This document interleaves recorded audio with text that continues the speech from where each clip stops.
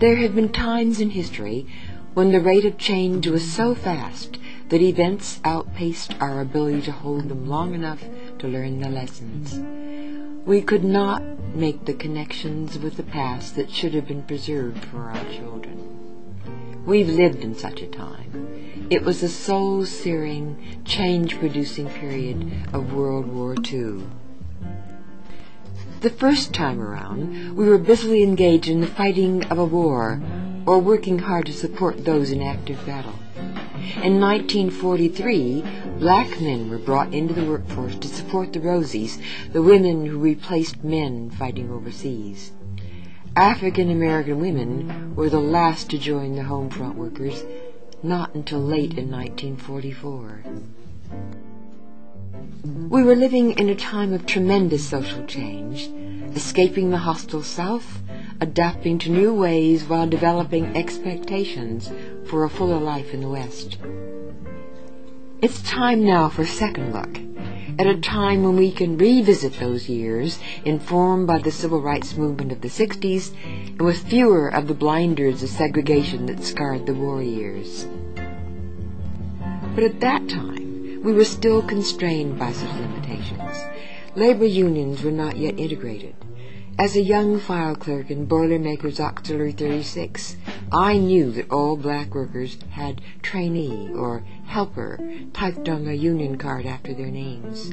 This to prevent their being in competition with whites for jobs when peace came. But there was an upside to the practice that allowed for the development of leadership within our own ranks. Chicago's Marlon Roll, Secretary-Treasurer of Auxiliary 36, and Spencer Jordan were two such leaders.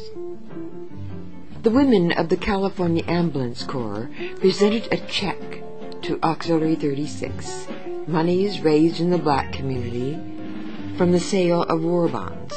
In all, over $30,000 were contributed by African Americans through the Union Auxiliaries, the black churches, and the NAACP. Think of that in today's dollars, perhaps $1 million, at a time when salaries at tops were $49 a week.